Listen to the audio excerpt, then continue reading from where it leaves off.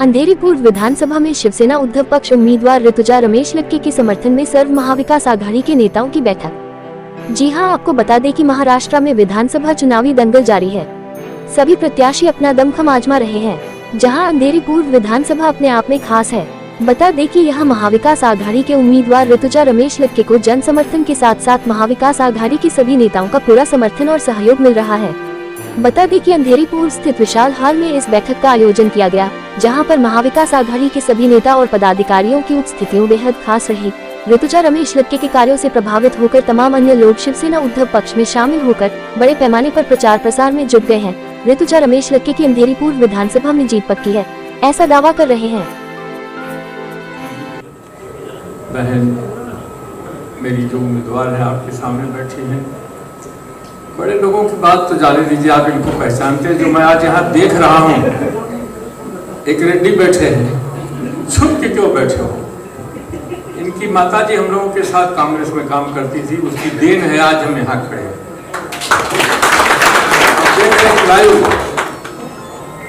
ये आज का संबंध नहीं है, 68 का संबंध।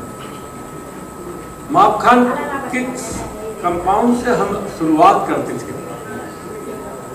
अशोक देसाई जब देखिए तब टेढ़ा ही रहते थे। ये सब जो साथ था कांग्रेस का, वो अंधेरी को सलामत रखा था। बहुत बार झगड़े होते थे। एक बार कृष्णा शेट्टी मुझसे नाराज हुए, यही लोग मेरे पास आए, बोले शेट्टी साहब के घर पे चलिए, और मैं जाके उनका पैर छू। कार्यकर्ताओं की और हम लोग कार्यकर्ता ही सब कुछ है,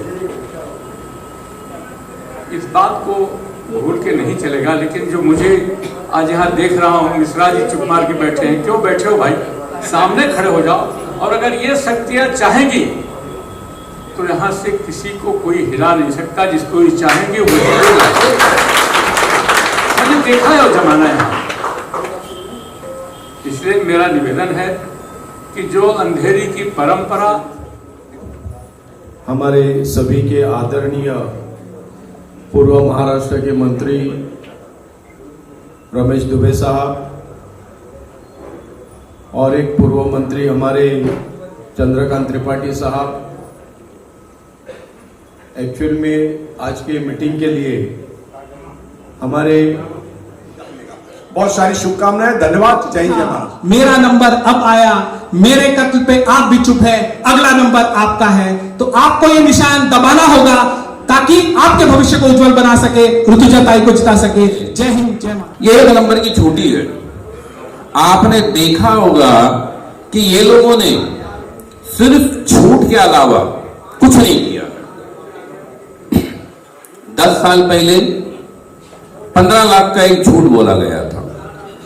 उस झूठ से वो लोगों ने पूरे भारत में अपनी सरकार बनाई, और जब बाद में कहा गया कि ये जुमला था। भारत ही नहीं, पूरी दुनिया में हम हिंदू भाई बहनों को सम्मान से जिन्होंने जीना सिखाया, ऐसे हिंदू हृदय सम्राट आदरणीय बाला साहब ठाकरे जी के चरणों में नतमस्तक होता हूं। हम सबके नेता, देश के नेता, महाराष्ट्र राज्य के हर घर प्रमुख पूर्व मुख्यमंत्री श्री उद्धव बाला साहब ठाकरे जी को यहीं से प्रणाम करता हूं। हम सब युवाओं को जिन्होंने राजनीति में एक नई दिशा देने का काम किया, ऐसे हमारे नेता श्री आदित्य ठाकरे जी को यहीं से प्रणाम करता हूं। मंच पर उपस्थित कांग्रेस पार्टी के वरिष्ठ नेता भाई राजेश शर्मा जी, भाई क्लाइव डायस जी, भाई सलीम जी, प्रमोद सावंत जी, आदरणीय मंच वाल्मीकि जी, रमेश मिश्रा जी, अर्जुन सिंह जी, सभी को जानता हूं। बिंदु भैया, सतीश भैया, सबके सामने राजनीति शुरू किया, इसके लिए आप सबसे बहुत हाथ जोड़ के प्रणाम कर उनसे अपनी बात कह लेंगे। लेकिन जब बिल्डरों के गुलामों को हाथ में सत्ता सौंप दोगे, तब बिल्डर जो चाहेगा वो होगा, आम जनमानस का पावर समाप्त हो जाएगा। तो मैं यही चाहता हूं, मेरी पार्टी यही चाहती है, और आप सबको पता है कि भारतीय जनता पार्टी नफरत फैलाने में कितनी माहिर है। अरे जब मुंबई में हम सब रहते हैं, हिंदू, मुसलमान, सिख, ईसाई बौद्ध, जैन, हम सब साथ में रहते हैं। जब कोई विपत्ति पड़ती है, आपदा पड़ती है, कोरोना का संकट काल था रमेश भैया, क्या उद्धव ठाकरे साहब ने पूछा था, अरे भैया आप तो मराठी नहीं है, पहले वैक्सीन मराठी को लगा देते हैं, बाद में उत्तर भारतीय को लगाएंगे, बाद में किसी गुजराती को लगाएंगे, बाद में मारवाड़ी को लगाएंगे? नहीं, सब कुछ, सारी सुविधा सब समान मिली। जिसको गांव जाना था, हमारा समाज एक बार बागी हो सकता है, बेईमान नहीं हो सकता, क्योंकि हमको इस महाराष्ट्र ने सब कुछ दिया। यही कहकर आप सबसे निवेदन कर कि 20 तारीख, अब ज्यादा समय नहीं रह गया है, 18 तारीख को सारा प्रचार खत्म हो जाएगा। 20 तारीख को सवेरे ही जाते सबसे पहले अपना मतदान दीजिएगा, फिर खान पान कीजिएगा। ये मैं आपसे पर्सनली रिक्वेस्ट करने आई हूँ। दूसरी चीज जो मैं आपसे कहने आई हूँ, ऋतुजा लड़के जी ने एक लंबा संघर्ष किया है। उनका संघर्ष से यहाँ से नहीं शुरू हुआ, ये 2.5 साल पहले से नहीं शुरू हुआ।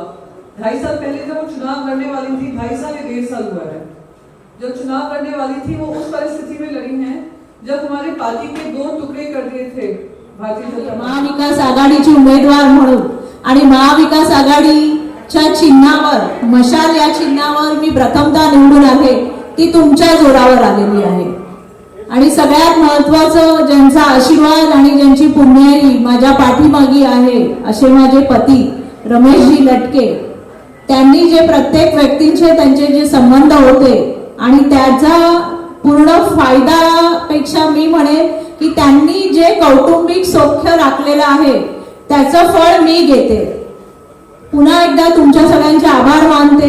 जसं पोटनिवडणुकीमध्ये तुम्ही मला निवडून दिलं, तसं आताही तुम्ही मला निवडून द्या, यात काही दुमत नाहीये।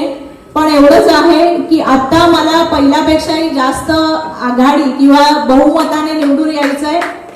आणि माझ्याबरोबर माझ्या सगळ्या महिला भगिनी आहेत, त्यांचं म्हणजे मी जास्त करून रुपालीताईंचं मी खास करून स्वागत करते, कारण त्यांचा पायाचा एवढा मोठा प्रॉब्लेम, म्हणजे त्यांना चालायलाही जमत नाही, पण त्या प्रत्येक सभेला किंवा माझ्या प्रचारालाही त्या असतात। मागे सगळे जे असतील मला दिसत नाहीये, पण सगळ्यांना सांगते की जेवढा साथ तुम्ही मला दिली ती निवडून आल्यानंतर मी तुमच्या सोबत असेल।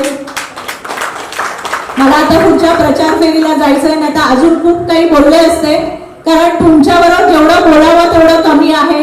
आपलं चिन्ह मशाल आहे, फक्त एवढंच कन्फ्युजन, मी पण आता प्रचार फेरीत फिरते तर थोडंफार जे ज्येष्ठ आहेत त्यांचं कन्फ्युजन आहे की धनुष्यबाण अजूनही तेच पकडून बसलेले आहेत, आपली निशाणी मशाल आहे, तेवढं तुम्ही सगळ्यांनी सांगायचंय। पुन्हा व्यासपीठावर उपस्थित माझ्या बरोबर जेवढे मेहनत मी करते त्याच्याही 10 पटीने सगळे मेहनत करतायत, आणि एक जोरदार शक्ती माझ्या पाठीमागे उभी आहे आणि ही शक्ती मला जिंकून आणणार आहे।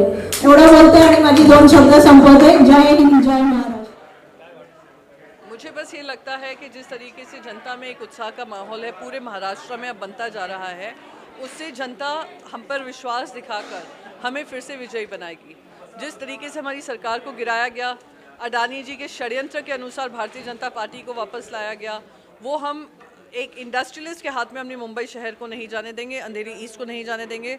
ऋतुजा लटके जी का 1.5 साल का संघर्ष जनता ने देखा है। 1.5 साल में जनता ने संघर्ष जाना है। उन्होंने जनता के साथ कंधे से कंधा मिलाकर उनका काम किया है, चाहे असेंबली में हो चाहे बाहर हो, और आने वाले 5 साल में उनको विजयी बनाकर उनके नेतृत्व के अंतर्गत अंधेरी ईस्ट का कायाकल्प होगा, और ऐसी बुरी निगाहों से जो सिर्फ हमारी ज़मीन देखते हैं उनका बेड़ा पार कर देंगे।